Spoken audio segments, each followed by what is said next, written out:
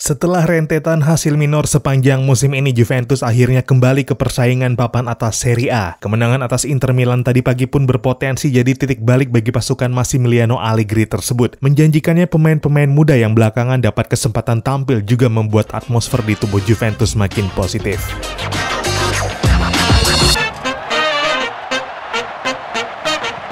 Halo dan selamat datang kembali di Papa Bola.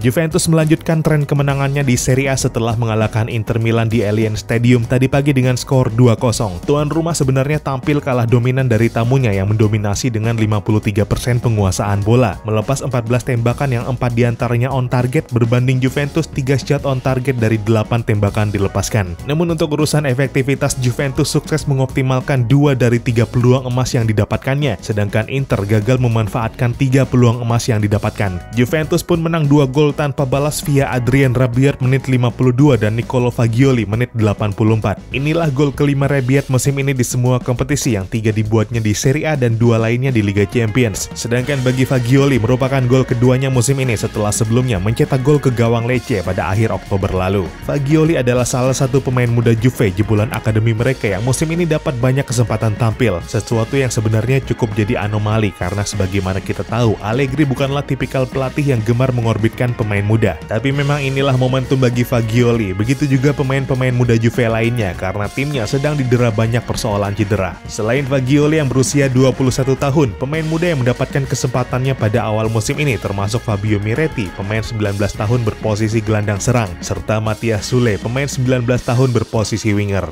Atas kemenangan dari Inter tadi pagi, nama yang juga patut mendapat kredit besar adalah Filip Kostic yang jadi otak atas hasil bagus tersebut. 2 assist dibukukannya selama 90 menit pertandingan, mencatatkan 52 sentuhan, 29 umpan akurat dari 35 percobaan, 3 umpan kunci, 6 umpan silang yang 2 diantaranya akurat, 3 long ball sukses dari 5 percobaan, serta 3 kali membuat big chances created, yang merupakan total big chances Juventus di sepanjang pertandingan tadi. 3 poin dari Inter pun membuat Juve naik ke peringkat 5 dan hanya terpaut 2 poin dari zona Liga Champions. Juventus patut untuk kembali optimis karena pemain-pemain pentingnya pun mulai pulih dari cedera. Sebagaimana di laga melawan Inter, Federico Chiesa kembali dimainkan sebagai pemain pengganti setelah absen lama karena cedera. Begitu juga Angel Di Maria yang comeback dengan memainkan 9 menit pertandingan sisa.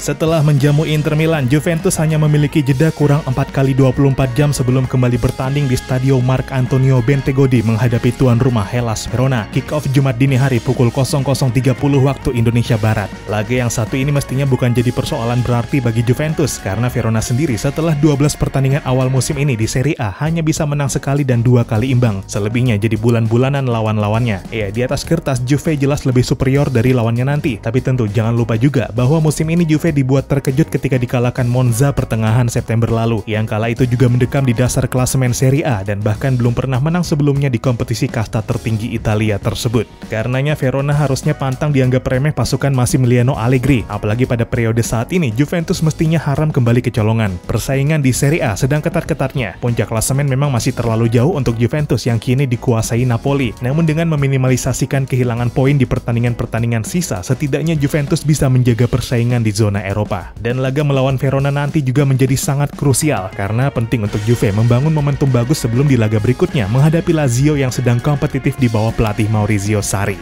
Situasi serupa juga tengah dirasakan kubu Inter Milan. Setelah Juventus, pasukan Simone Inzaghi tersebut bakal menjamu Bolonya di Giuseppe Meazza. Lawan yang di atas kertas juga kalah superior dari Inter Milan. Mestinya bukan jadi persoalan serius bagi Inter untuk meraih poin penuh dan mengembalikannya ke persaingan papan atas Serie A. Berburu momentum dari laga melawan Bolonya nanti pun menjadi sangat penting bagi Inter, yang pada pertandingan setelahnya menghadapi Atalanta yang begitu impresif musim ini. Dan melihat riwayatnya, laga ini bakal sangat berbahaya bagi Inter, karena ketika berhadapan tim bagus, mereka cenderung inferior. Sebagaimana musim ini di Serie A, mereka yang mengalahkan Inter Milan seperti AS Roma, Udinese, Milan, dan Lazio. Di Liga Champions pun Inter selalu kalah tiap bertemu Bayern Munchen. Meskipun ada sisi positif yang bisa diambil dari keberhasilan mereka menyingkirkan Barcelona ke Europa League. Sementara Inter tertatih-tatih di Serie A, perjalanan mereka di Liga Champions malah cukup mulus. Lolos dari grup neraka tentu bukan prestasi biasa, apalagi dengan inkonsistensi mereka awal musim ini di ajang domestik. Di satu sisi, pencapaian tersebut mestinya jadi momentum untuk membawa tren serupa ke Serie A, dan hasil-hasil bagus sungguh sangat diperlukan Inter Milan untuk finish setidaknya di zona Liga Champions pada akhir musim nanti.